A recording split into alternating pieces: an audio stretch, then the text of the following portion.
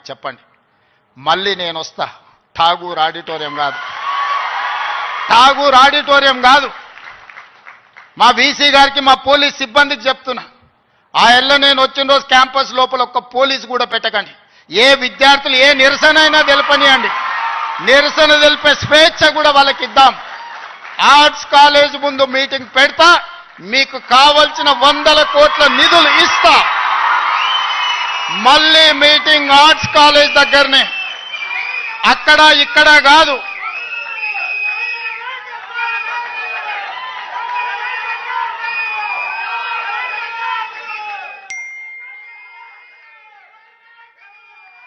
Arts కాలేజ్కి వచ్చిన రోజు డీజీపీ గారికి, సిటీ కమిషనర్ గారికి నేను ఆదేశాలు ఇస్తున్నా, ఒక్క పోలీస్ కూడా క్యాంపస్ లోపల ఉండొద్దు, నేను వస్తా. ఎవరు వీళ్ళు? మా తమ్ముళ్ళు, మా చెల్లె